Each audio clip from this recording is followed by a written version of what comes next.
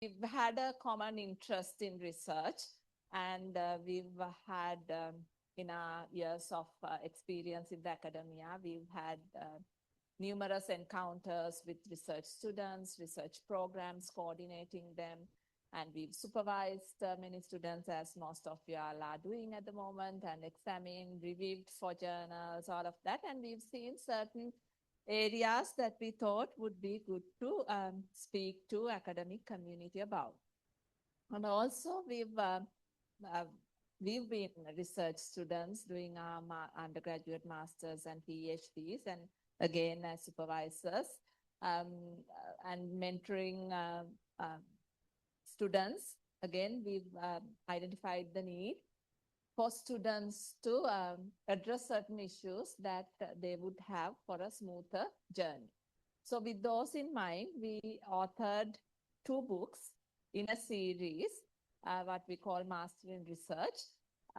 So the first one is where we look at how, as a research student doing your master's or PhD, how would you have a smoother sailing? How, what issues would you face, and how would you overcome these issues? And also in that, how you would engage in publishing. We know a lot of you all are very concerned about publishing and, research. So we also have our own perspectives, viewpoints on that. So the first book is on that. And then we wanted to address that side of the coin, where we wanted to look at the issues and how to sort certain issues that we have as supervisors, examiners, and reviewers, and how we should give feedback for students, some of the things that we've seen over the years and experience. So with that in mind, we've come with these 2 books. So these are the 2 books. The first book from a research student's perspective, and the other book from the supervisor, examiner, and reviewer perspective. So that's where these sessions that we've been conducting for various institutes all started.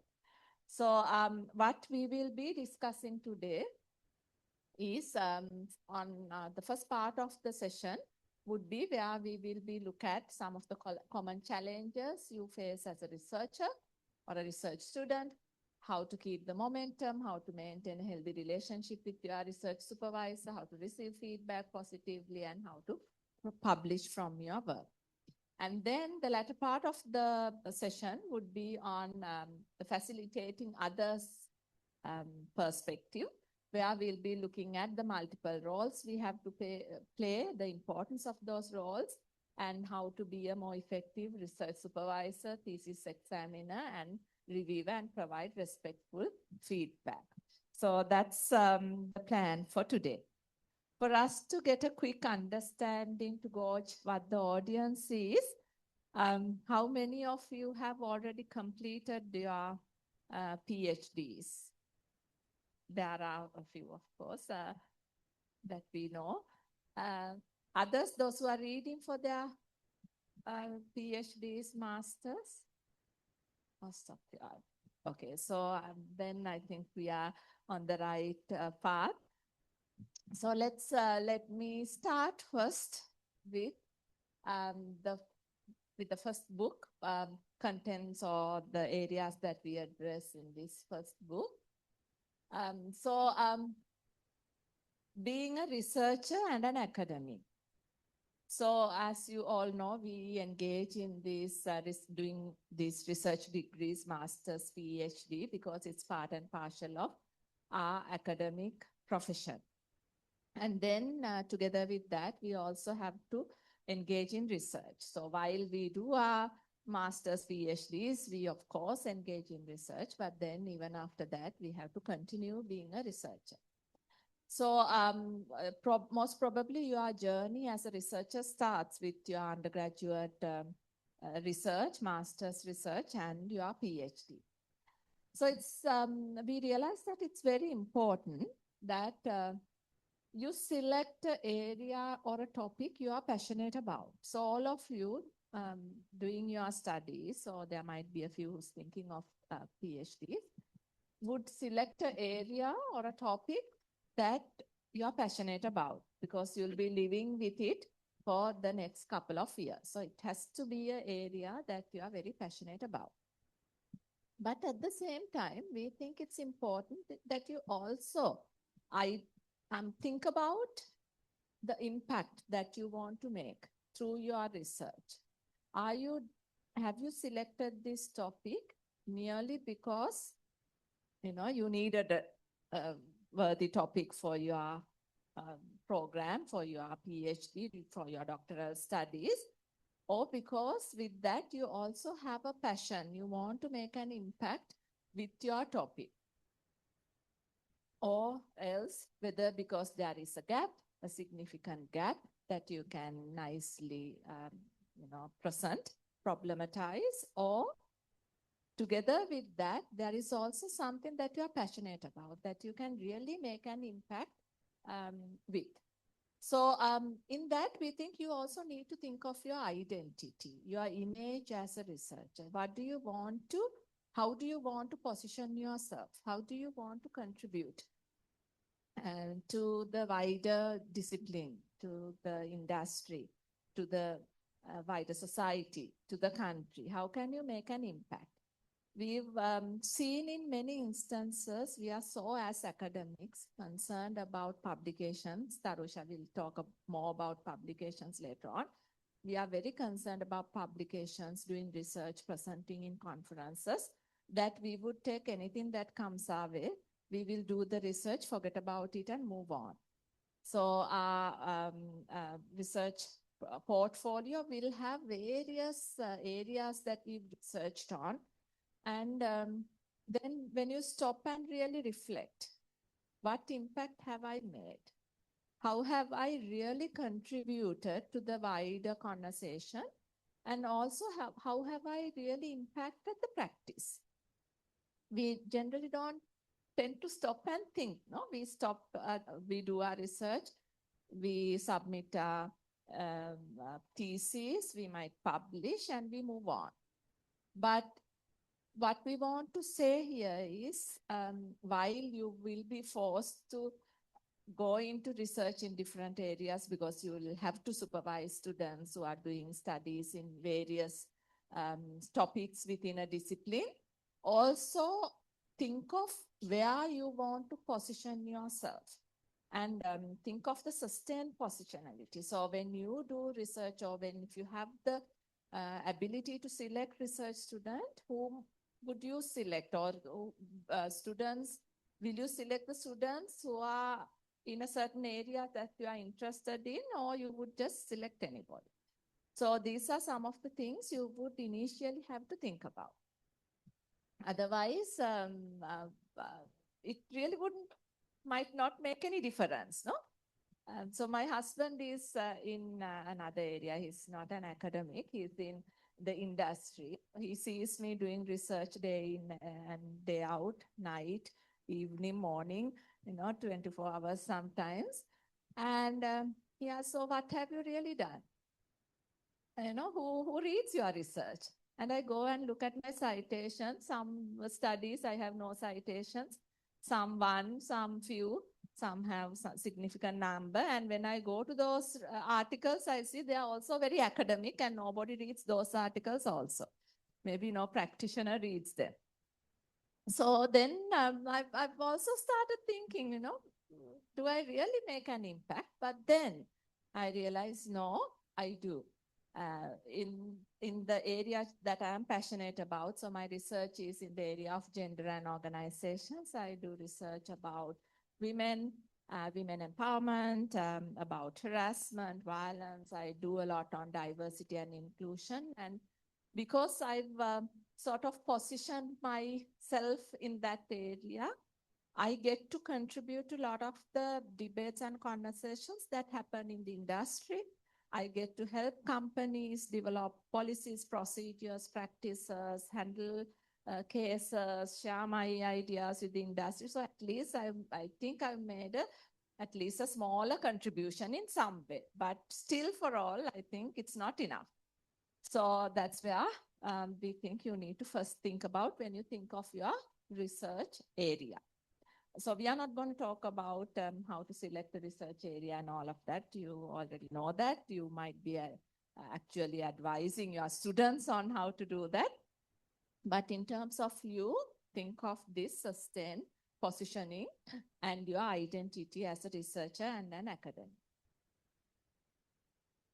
And then we all face various challenges as researchers, research students. So think about the biggest challenge that you have as a researcher or a research student. What is the biggest challenge that you have as a researcher or a research student? As a PhD student or a researcher who has completed the PhD but is, conducting research? Yes? Time, managing time with what? With work, academic work, housework, family responsibilities, others? Who has that as the biggest challenge? Time. Okay, few of you all. Others, what are your biggest challenge? Yes? What do you think is your biggest challenge? No challenges, smoothly, in your journey. Sorry, identifying a topic is a challenge for sure. Keeping the motivation or the momentum.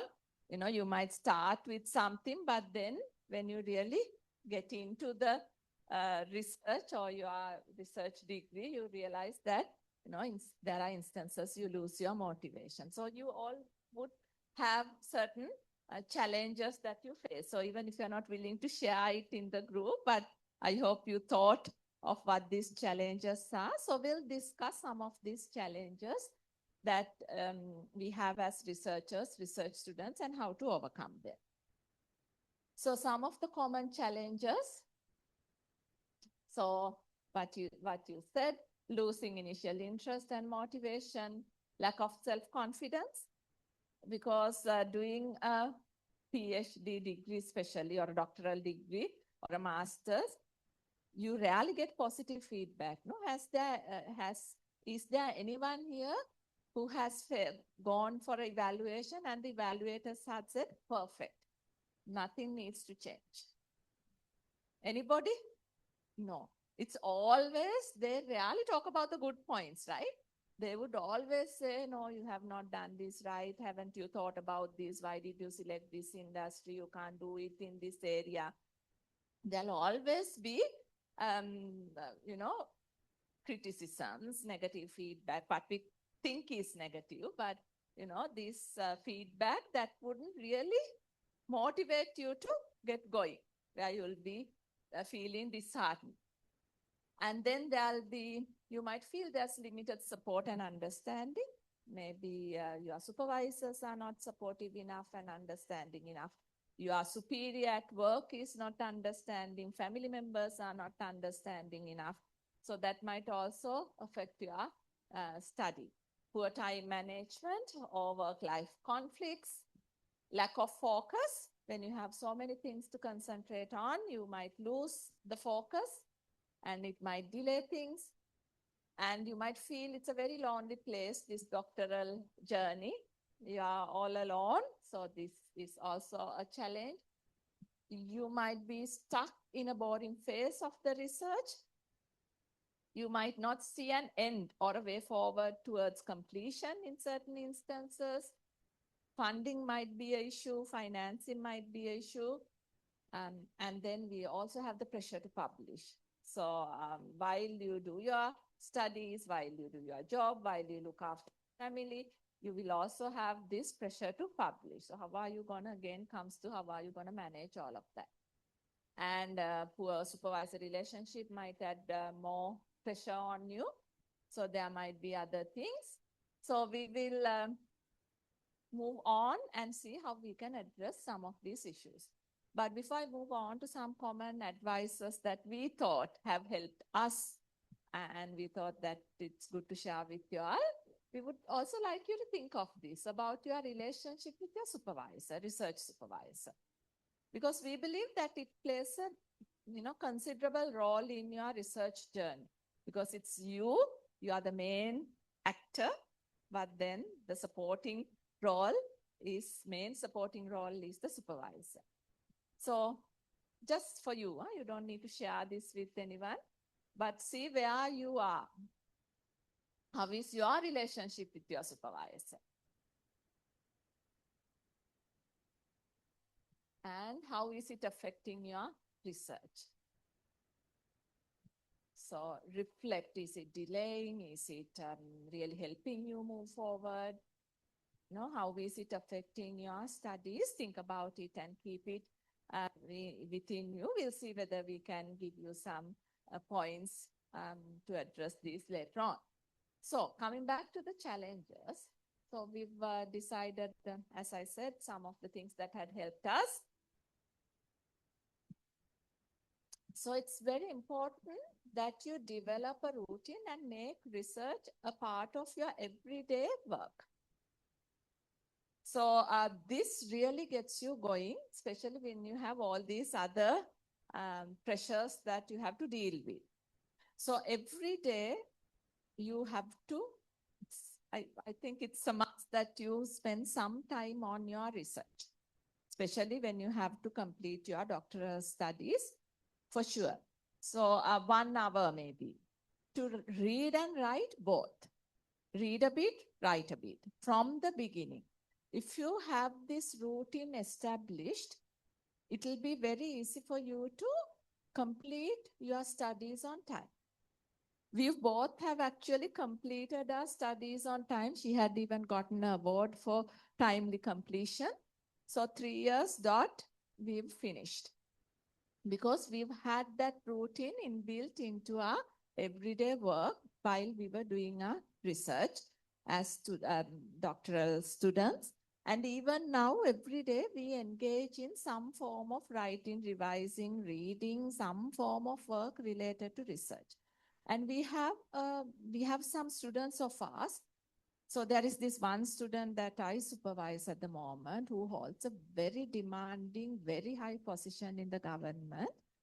I can't imagine how he finds time to do his doctoral studies. But he says every day after work, after all his demands, he addresses all his work demands.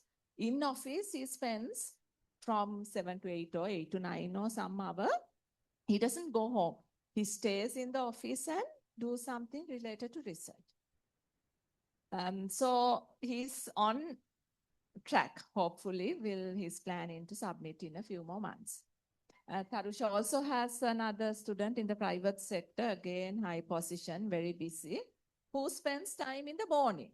So she was saying how all the emails she gets from the research student is all in the morning, at 6, 5, 6, 7.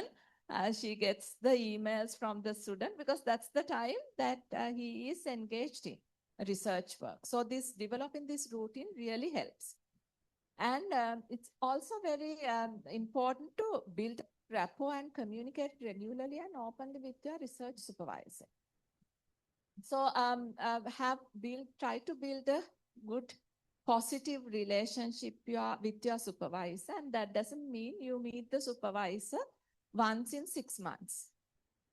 It means that you are regularly in contact, but being mindful that you are not troubling the supervisor too much. Also, you can't be calling and messaging the supervisor every day. But you shouldn't let the supervisor think that you've forgotten. You are not working on it. Whatever, is simple message, even to say, see, I'm doing this, to keep the supervisor informed as to what's happening. And see, you have to, now it's a relationship, right? It's sometimes like the relationship that you would have with your spouse or the partner. No, there is certain compromises that you have to make. You certainly have to understand the person. This is gonna be a long-term relationship, no? 3 years minimum, right? If it's a doctoral study, your relationship with your supervisor will be for 3 years. or more. And sometimes we have relationships you also would have with students who is, you have that had now gone beyond those years. For years on end, we have that relationship. So it's important that you understand the personality, expectations of the supervisor, and accordingly adjust yourself also. And openly communicate. It's not where you just passively accept what the supervisor says. This is your study ultimately. You'll have to stand up for it. So a good relationship doesn't mean that you say yes to everything the supervisor says, but you also engage in a good conversation, a good communication, and you understand the expectations of the supervisor. You communicate your expectations to the supervisor, and you are in touch, you continue this relationship. But it's very important that you meet the expectations of the supervisor as well. You regularly submit your work for feedback. You don't wait till the last moment to submit. Now, I always bring this example of a research student of mine, whom I was telling Tarusha is the best research student I've had. This lady, we have a very good understanding. She didn't used to come. No, she did come and meet me quite often at the start to finalize the research problem and all of that. But the moment I say something, she understands. So it's very easy, and she would question and we would have a good conversation. And she started collecting data about a year ago, or more than a year. And she's still collecting data. Now she doesn't communicate with me regularly. After about 6 months, she would write to me and say, I had these issues after 6 months. Now I've been thinking, why isn't she communicating? Earlier, I used to write and remind what's happening. Where are you in the study now? Do you want to meet me? I would write to her. Now I've given up because that communication broke somewhere along the way. That relationship broke. So she would, after 6 months or so, she would send me a text saying, I had these issues. So now I'm not bothered. When she asks, can I meet you this week? I now don't give priority to her. I'm thinking, she waited 6 months. Now I have my plans for this next week. So I really don't want to give her time now. I'll give her in another 2 weeks. So I would say, okay, then meet me in another 2 weeks. Earlier, the moment she says, can I meet you? I said, okay, come tomorrow. Now I've sort of given up. But if she had said earlier, I'm having these issues, I will need some time. I'll need about a month or 2 weeks to sort this out, and I'll come back to you. I still know that she's connecting with me, right? Rather than waiting 6 months to say I've had these issues. So I wouldn't even open a message now unless I really have the time. So, this relationship, therefore, is important for you to think about and build. You need to work on it. All relationships need working on it. So, and then build a network of support around you. It's very important during this time that you have the support of people who are going through the same issues. So while we were doing our doctoral studies, and even now we have each other and few other colleagues of ours whom we would, talk about and, cry about things and issues. That really helps. And since we have similar experiences, then the advices that we give each other really helps. So you have to find the right people to get support. So the values and all of that needs to be in line. Otherwise, if you say I'm delaying this, because of this issue, I'm delaying. Okay, that's fine. You finish everything and then you come back to your study. It's not going to help you. But a friend who says, no, you do this and get back onto this, I'll help you in this way, can help. While I was doing my doctoral here in Sri Lanka, she was doing her studies in Australia. I had others, Dr. Dinuk, and them also doing studies in various areas. So the moment they go for a workshop, come across a research article that is relevant to my studies, they would send me. And when I need articles, I'm just asking them, can you send it? I'll get it. So those support really helps. So build a network of support around you, and this includes family members also. Get their buy-in, get them to understand the struggles you're having, and get their help also in this journey as much as possible. So again, similar, help each other and get mutual support from other research students. And avoid self-sabotage excuses, which creates obstacles for your goals. Always waiting for something to finish for you to go to the next level. Some people always have an excuse. I'll first do this and then I'll start on this part, or I'll do this and then do my research, or I'll do this and then think of a doctoral study. So avoid those self-sabotage excuses. There's always going to be some excuses if you are really going to hang to excuses. But what's important is that location එක තව ටිකක් එහාට දැම්ම update වුණා නේද? That you overcome these excuses. Well, you really don't give any excuses and move on with your study. And then have self-confidence in your ability and reflect on your success so far. So you've come this far, you are an academic, which is not easy for everybody to be. So you've come a long way. You certainly have abilities in gathering knowledge, disseminating knowledge, doing research. So have confidence in your abilities and reflect on your success so far. And don't be too hard on yourself if you experience setback or make mistakes. Everybody does it. Nobody had a smooth sailing in their doctoral studies or in research. There had always been setbacks for everyone, I would say. All of us have had it, maybe certain issues related to family, certain issues related to supervisors, certain issues related to your study itself. So this is normal. This is life. You'll have to just see how you can overcome them and move on. So don't let these setbacks keep you away from achieving your goal.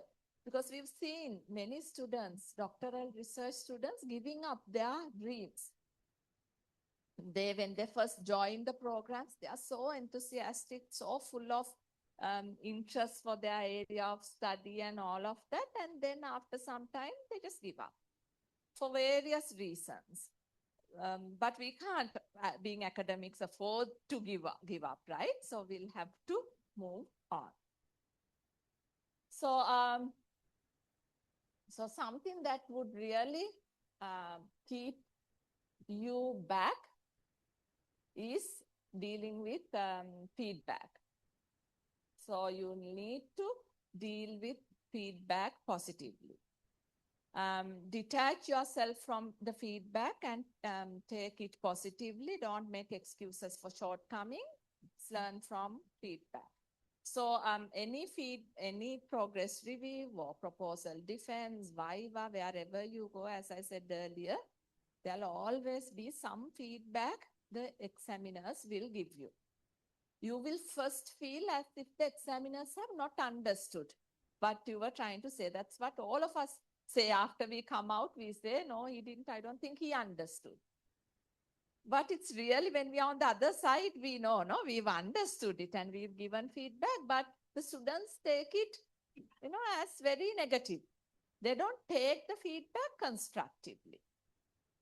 So don't personalize this. Don't take this feedback personally as something that would affect you, your personality, your abilities. It's not a question of you as academic. It's they're trying to question what, they're trying to question certain things that they are not sure about. So take it in that sense. Don't be defensive. Don't be angry with them. They are trying to help you. They are trying to show you areas that you need to develop. So always take this feedback positively and try to see how you can, whether you should address them, how you can address them, and if you can't address them, why not? So so this is very, very important. We've seen there was this one student who was in one of our programs. After the initial round of proposal, maybe, yeah.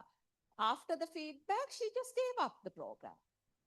So, it was a simple correction. She could have, really had a discussion with the supervisors and corrected it, but she gave up. She said no. And then there was this other student whom I always consider as one of the toughest women I know, works in a position in an organization, a high-end organization, one of the biggest organizations in the country, top level female, and she's a tough nut. She's very tough. And recently, after a progress review, she cried. After something that this examiners or the reviewers said, she just went out and cried. While she was crying, she was saying, I don't know why I'm crying. I never cry. And she was crying. And we were also shocked because, her crying. There are a lot of others who go out and cry, but for us to see her crying, it was a shock. So that's what sometimes this feedback can lead to. It can lead you to question everything. I know why she cried because I'm her supervisor. So she was questioned on the theory that she was trying to use, and she spent such a lot of time doing excellent work on finding all the theories around it. So she was doing the study on careers of Gen Z. So I wanted her to read on career theories. There are a lot of career theories in career research. So she read all the career theories, understood. She's an excellent presenter, and presented to me slide after slide of all the theories, how it either relates to her study, not relate to her studies. So she put leave. She was on some sabbatical leave. She spent 3 months or so on that, and then to be questioned, she couldn't take it. And it happens to all of us, right? When we think our study is the best, that's what we think. No, we all think we have done the best study. Nobody else had done a study like this. We have read everything. There is nothing more for us to find out. And when somebody questions us, it's an issue. But no, always be open to it. Don't take it personally. So you don't need to cry, detach yourself from it. And then see how you can take each of those comments and address them or not address them with a rationale. So your study actually develops, go to a next level. So you don't need to accommodate every comment you receive during various presentations. But if you are not addressing these comments, you'll have to have a reason. Because you never know, if you don't address it, you never know that in the next session also the same reviewer can be there and will ask, I told you to do that, why didn't you do it? So when you reply to feedback also, do it in a very respectful, professional way. And if you think you cannot convince the evaluator at a certain level, just let it go. Sometimes even you would have experienced this as a reviewer, evaluator. Some students just hang on to their point. Whatever we say, they don't accept it. And then it's a very negative perception that we build around that student. So you don't need to hang on to it. If you can't convince the evaluator at a certain point, stop. So moving on to how to keep the momentum. So you take responsibility for your research. You can't say in a presentation or evaluation that your supervisor told you to do it, that's why you are doing it. Previous evaluators told you to do it, that's why you are doing it, you can't say. So whatever decision you make, you will have to rationalize. You will have to say why you are doing it. So in other words, you have to take the responsibility for your research. And it's also very important you have a realistic plan with realistic deadlines, not the Gantt chart you give at the start with the proposal where you, within 5 minutes, you decide what you plan to do when you're going to do the chapters and submit. That doesn't work because you don't even revisit that after the proposal is submitted. Have a real plan that you discuss with your supervisor and agree on, including every minute detail. And it's also important as academics or as people who do research with their other professional work, not to overcommit. Sometimes, especially being academics, we get invitations for various things from various people to do various tasks, get invited for various events. And most of us have this issue of the inability to say no. So you'll have to decide what you're gonna say yes to and what you're gonna say no to. So there has to be certain things that you say no to, because if you overcommit, take many things on board, it will affect your research and your progress. And at the same time, you need to upskill yourself and not neglect your professional development. Wherever you get an opportunity to listen to speeches, sessions, workshops related to your area, related to research, go for them. We always make sure that we attend these sessions because we learn a lot. Every time we go to a session, we learn. We recently went to a session on publishing, and we learned a lot. We learned some very important aspects there as well. So this continuous development really helps you to develop professionally, and at the same time, don't neglect your physical and mental well-being. Don't stress yourself too much. Take things as they come. Um, Celebrate even small achievements, sometimes finishing a chapter, finishing a progress, review somewhat successfully. Things you can always, think of ways that you can really look into your mental and physical well-being. So I will finish my part with this. Remember, praise makes you feel good. Critique makes you better. So remember, take all these critiques, challenges, all of that as they come, and see how you can overcome them. Thank you very much again. So I'll continue from where Arusha was talking about. So those who have already done your PhD, you can reflect upon this. Once you have earned the qualifications, you feel so happy. Others around you think, okay, you've done it.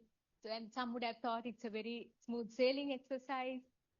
So if you look at this diagram, of course, it shows it's the tip of the iceberg that a lot of people see.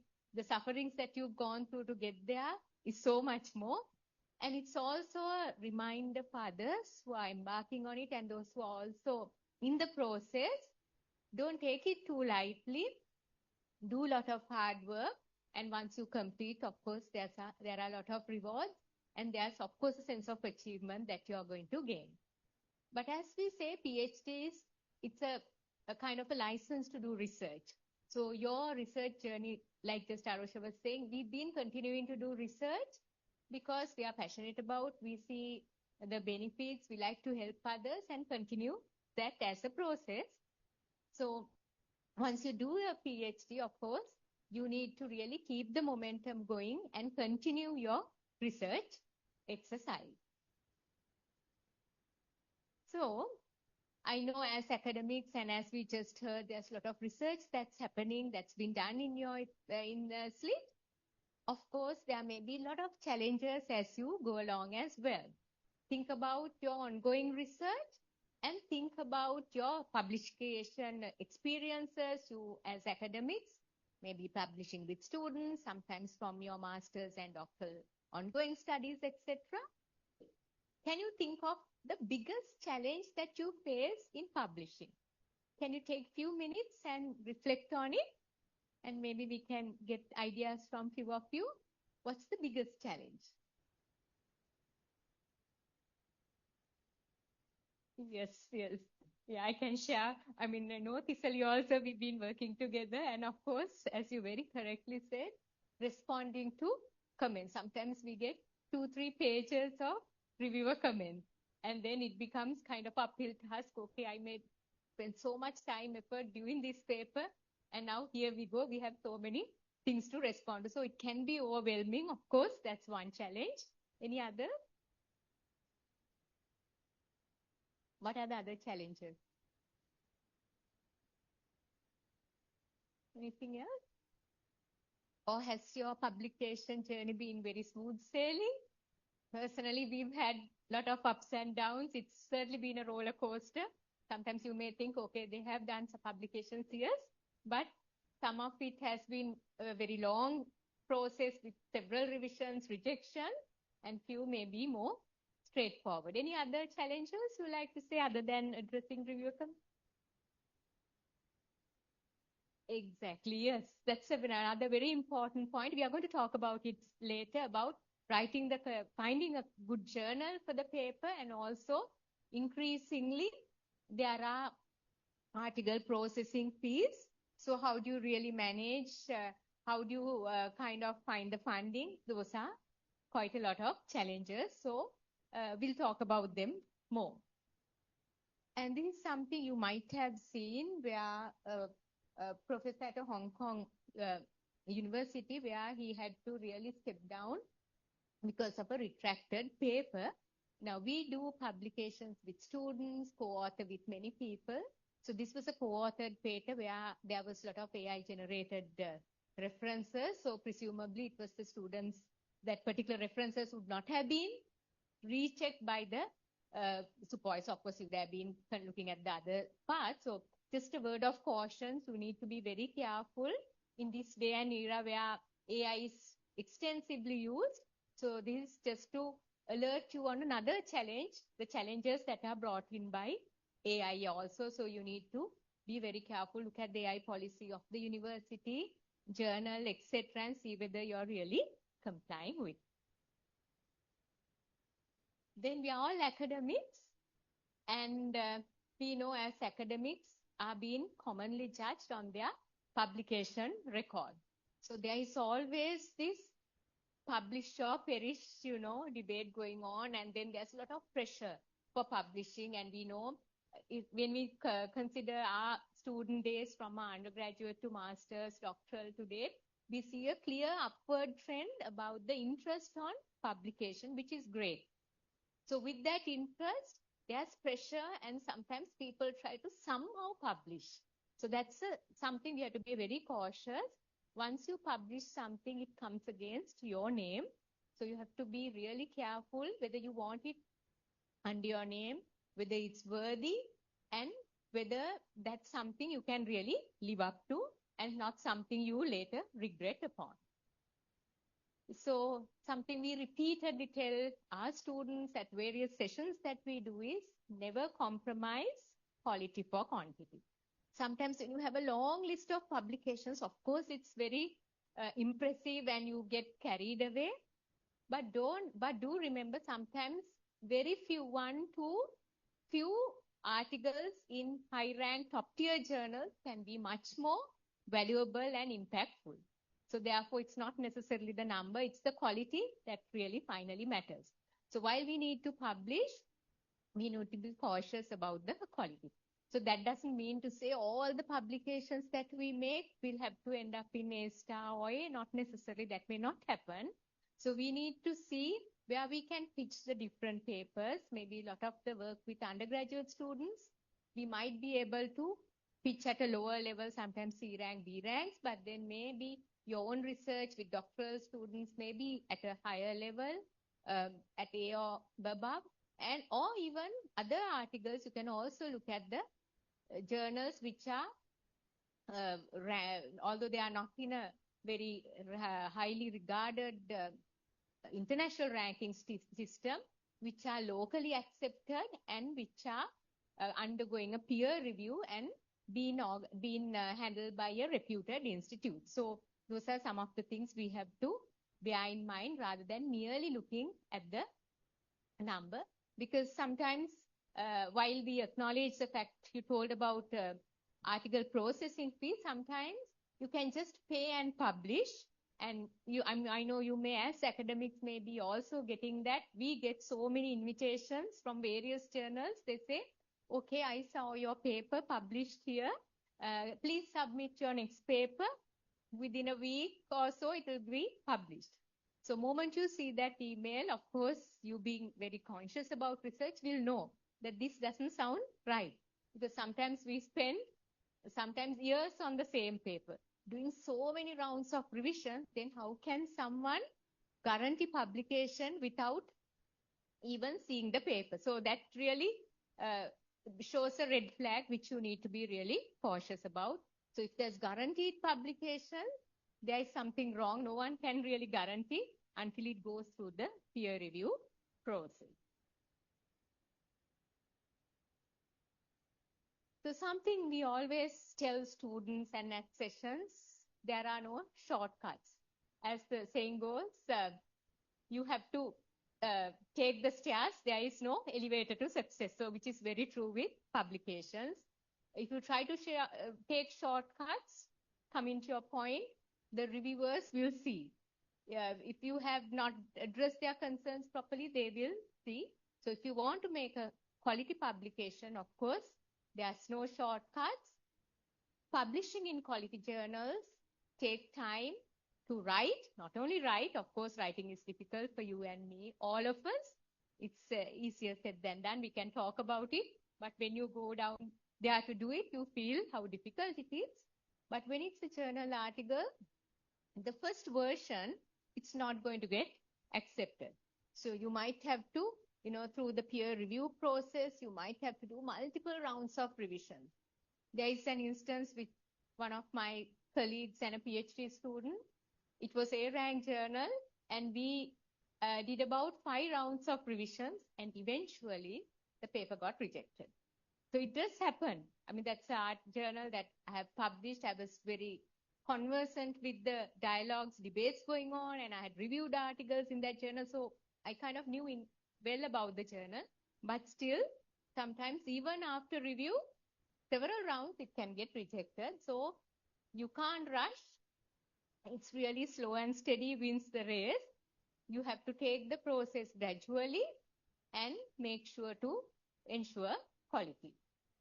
So rewriting, addressing reviewer comments, sometimes there can be contradictory comments. You may have encountered one particular, Arusha was sharing one instance, but she has encountered one reviewer says, this is really good, this is excellent. And then the other reviewer says, it needs these improvements. So then you're kind of faced in a situation, how do I deal with it? So keeping the coherence of the paper, you need to manage the 2 reviewers' comments and of course give reasons for the claims that you made and the choices you have made. Then I know being academics in an institute like this, you've done a lot of research. You may be also publishing with your own students as well as from your masters, your PhD ongoing, etc.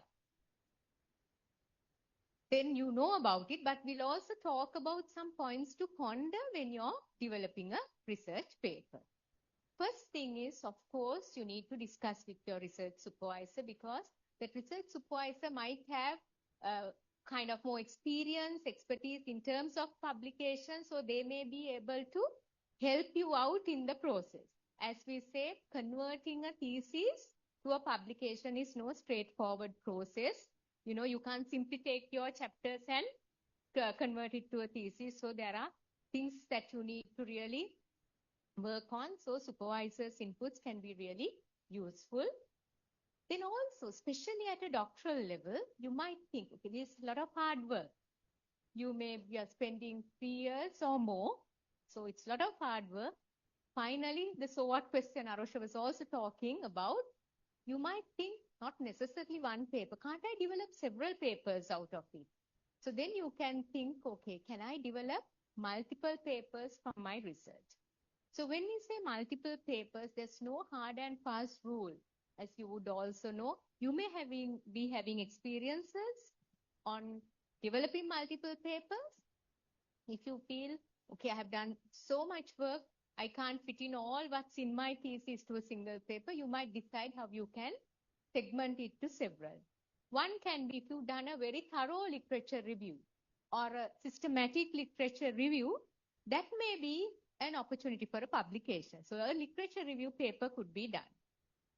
Then also, if you've done a very thorough methodology, quantitative, qualitative mix, whatever the case may be, you might think, okay, I have a very rigorous methodology. There can be learning points that I can convey through my methodology. Recently, with one of my PhD students, we did a paper. We were talking about the backstage view of the process. It's a qualitative case study. So we were talking about the backstage view, what went on behind the scene when we were getting access, collecting, analyzing, and writing the paper. And one very important suggestion came from a reviewer was, while this is useful, why not focus on a student supervisor perspective? So we had to, while the core was maintained, we changed the kind of the focus to student and supervisor. So we brought in that perspective. So that was a methodological paper. Sometimes there can be conceptual or theoretical papers. One paper that I developed from my PhD was a theory triangulation where I used multiple theories. So that became a good opportunity, which was finally published in a A-star journal, as well as received award also. So sometimes there may be opportunities for theoretical papers or conceptual papers. And if it's a PhD study, you might have a lot of data. And then if you try to squeeze in all your data at one paper, of course, it can be too long. Again, one of our doctoral students who did a very thorough study, so we said he's a practitioner. He said, of course, after all this effort, we need to develop a paper. And he tried to develop a paper and it became so long because he had 2 or 3 research questions, which he tried to kind of squeeze all that into one paper, which was quite difficult. So in such a situation, you might want to develop multiple empirical papers with data based on your doctoral study. So now you can see there are many possibilities, not only one, which you may have also done. There can be multiple publications which you can develop from a thesis, especially at a doctoral level. So there's no hard and fast rule. That's important. You need to think of the depth. So what kind of depth do I have in the paper, in my thesis? And is it divisible? Like my example, each 2 research questions covered so much of data, had so much of data, therefore he had the opportunity to split it. Otherwise, typically from a master's research or another research, we might even have the entire thing in one. So you need to look at the divisibility. And very important, again, connected to my point, not to get carried away with the numbers. Avoid salami slicing your research. So in the name of getting more papers, don't try to, break it down to so many papers at the expense of the value of individual paper being lost.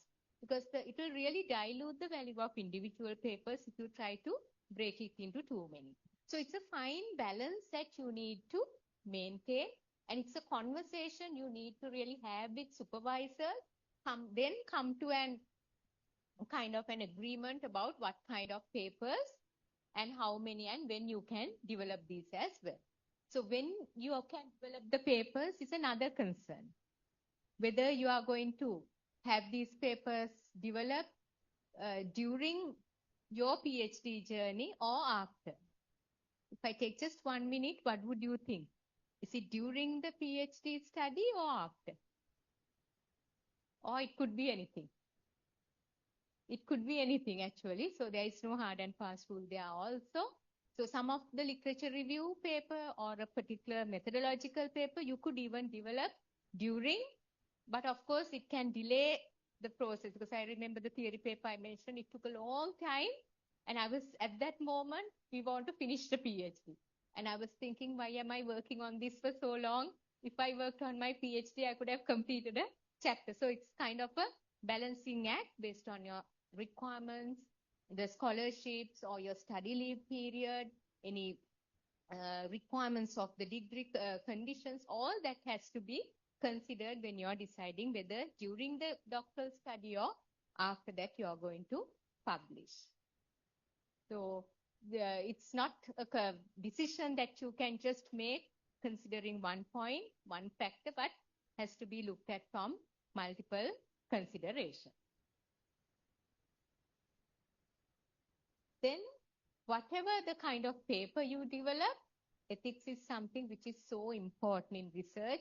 We've been telling as academics, we keep telling this to our students. And that's a skill that we try to develop in students also through research. That's an opportunity to develop that skill. So ethics in publishing becomes very important in terms of co-authoring.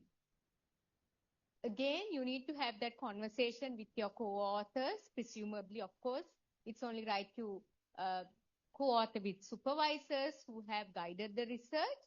But of course, sometimes there can be other co-authors. You need to decide and then be clear on the authorship, whose names are included. Some people you may just acknowledge, but they are not necessarily a co-author.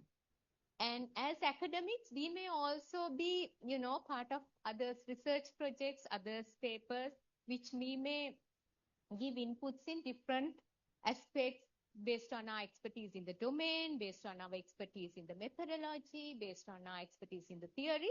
We may give inputs to a particular paper.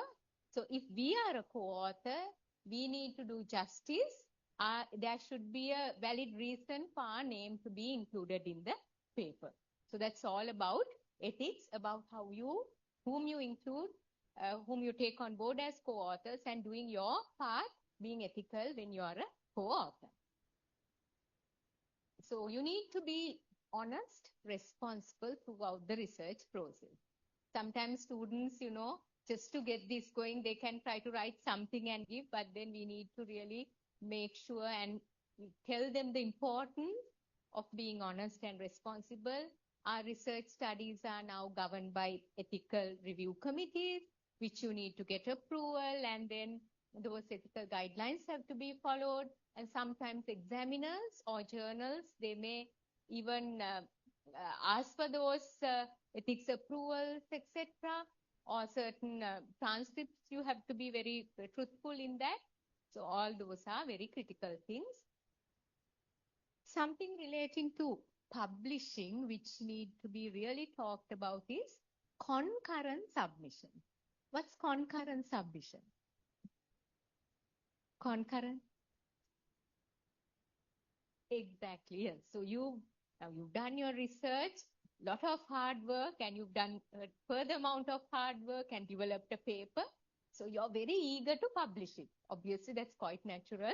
So you're very eager, you want to get this published. So what you do is, okay, whatever the journal responds first, wherever I can publish first, I will go with that, and then you simultaneously submit to several journals. That's one thing. Or you submit to one journal and you say, okay, they are not coming back to me, they are still silent. Maybe I'll submit to another journal and see. So while you have submitted to one journal, you're also submitting to another, which is not an ethical thing. So what could we do to avoid this kind of a situation? Of course, we can become anxious, we can be upset when the journal is taking a long time. And if you think there's undue delay. Recently, I had this paper, which has over 5 months. I've submitted with a co-authored paper. It's over 5 months, I haven't heard. So I wrote a polite email to the editor and asked, would like to know the status of it. Kindly get back. So something like that. You can, of course, follow up with a very polite email. But still, if you don't get a reply or still you are not happy, you feel, no, this is taking too long, then what do? You need to withdraw that paper and then you can submit somewhere else. So that's something you need to remember. Sometimes your intentions are not bad. It's not that you are trying to publish the same paper in multiple outlets. You're trying to get it done quickly. So you're trying to publish with whoever comes to you first, whoever comments you can address first. But be cautious, concurrent submissions is an unethical practice.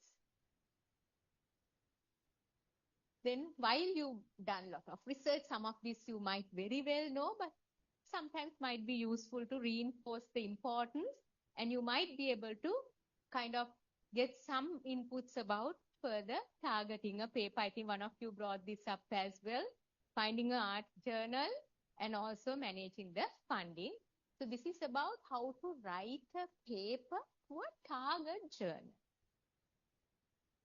So finding a target journal is a very important decision that you need to make. Because as we say in this day and era where there are a lot of predatory journals, it's very important that you don't get carried away and try to publish in a predatory journal. So you need to differentiate what's a good a journal, a peer-reviewed journal or international ranked journal versus a predatory. So you can, there are there are list of predatory journalists you can check. So, and when you get emails, you can really see whether this is a credible. You need to possibly look at the particular institute or a university who's kind of running this particular journal, or is it on a particular well-accepted platform like Emerald, Sage, Elsevier, etc.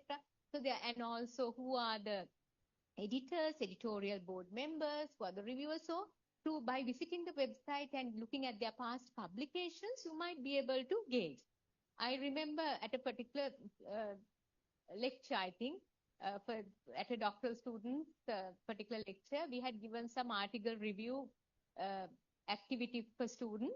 And the student found an article, and then she was saying there are so many lapses in this article. So in her review, she was coming up with so many things, and she was saying these are not really, doesn't look good, etc. So I said, yes, that shows that it's not a good journal, and to see that article. So she has selected an article which is close to her research domain methodology, but to see that in our journals you get submitted, revised, and accepted. So this everything happened in very close intervals. Within 1 month, everything had happened.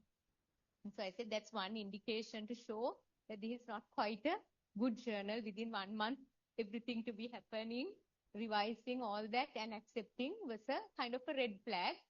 So when you read, if you feel the journal, you might be able to assess, especially being academics, you've been reading so many articles, guiding so many students. So when you read also, you realize whether it's really a good journal or not. So taking all these points, you need to find a quality journal and write for that journal. So when you find a good journal, when you're finding a good journal, it's also good to look at your reference list. So that's the conversation that you've been engaged in. So if you can really tap one of the journals that you have cited, that means they will also be interested, because each journal have a particular focus.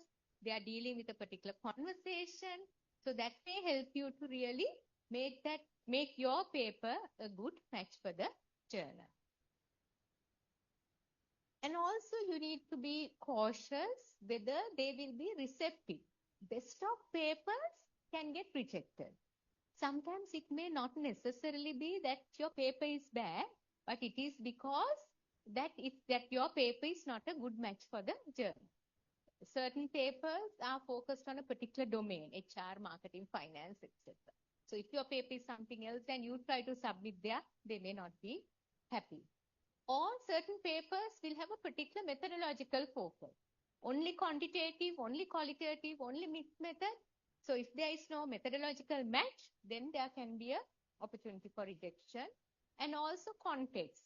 South Asian, Asia Pacific, European, sometimes the journal name says it all. That may also give you a clue. Then you need to really very carefully visit the home page, look at the aim scope, see whether it's a good match, and engage in other articles in that journal so that you are part of that particular conversation. Craft an interesting and informative title. So the title is something you might want to finalize later. You can have a working title which can be kind of fine-tuned later, because that's what the journal editors perceive. And the abstract, while you may write the abstract last, again, a well-crafted abstract can tell a lot about your paper. And we tell this to our students all the time, pay attention to detail. Every comma, full stop matters. So that shows whether you are negligent or not. So even journal editors will be, conscious about it and following the guidelines, because each journal, they will have a particular referencing style, APA, Harvard, whatever.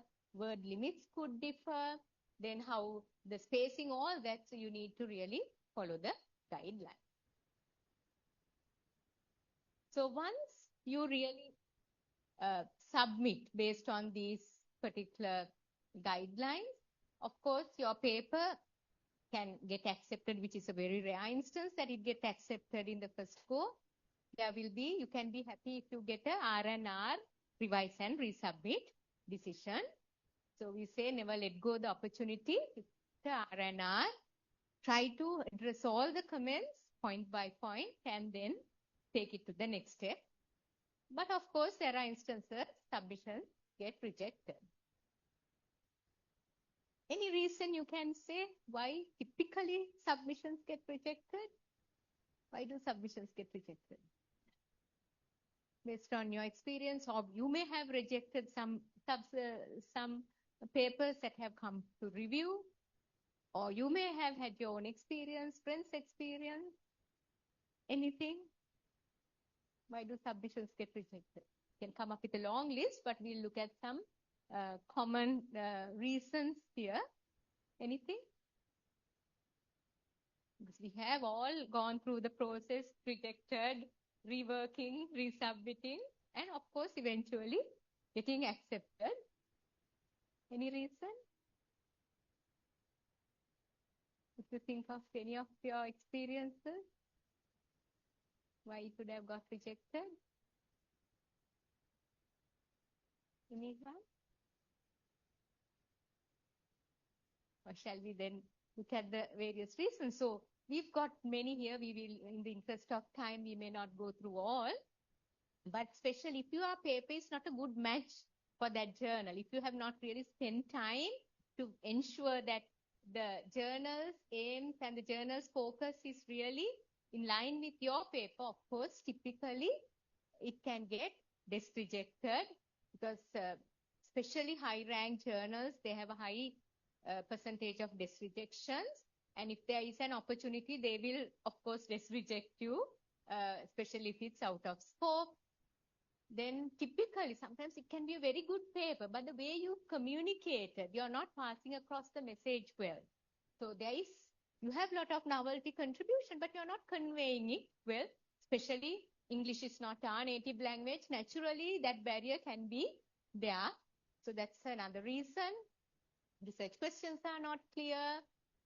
Literature review, sometimes it's not enough, or it's inappropriate, it's not in line with the rest of the matter in the paper, and of course, outdated recent citations are missing. No proper engagement with theory, flawed methodology. So that's something, reviewers can pick very quickly, and they will really get put off by the paper if they see some flaws in the methodology.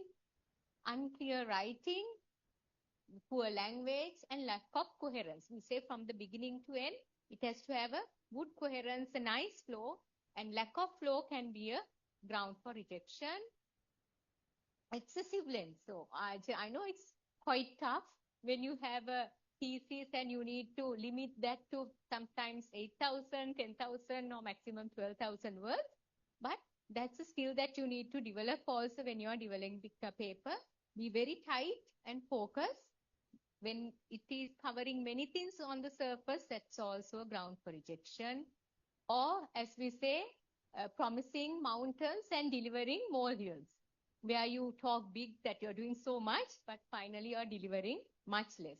So these are some common grounds for papers getting rejected. This is something we all face. So then what could be done? So that's a nice picture which conveys. So there is, the one person is asking for our list of possible journals. I think we all kind of list down possible journals that you can, and then you may have it on a particular prioritized order with the best fit journals on top and then coming down. But as the other one says, no, it's a list of journals that rejected our paper. So, this can be true to us sometimes. Of course, it can be upsetting, but as Arusha was saying, this feedback as well, we need to detach from the feedback. After all, it's comments on the paper, it's nothing personal about you. So you need to be patient in handling the rejections of a paper, because it is part and parcel of the publication process. It's not that others have not faced it. You are not alone. Everyone in this publication process have gone through it. then most of all understand why the paper was rejected. Especially if you are so much ingrained to it, you may think, no, I did it so well, how come they reject? Maybe it's a good idea to get some advice, of course, from supervisors or a mentor. You can leave the comments aside for a day or two. With a fresh mind, you revisit, get some advice.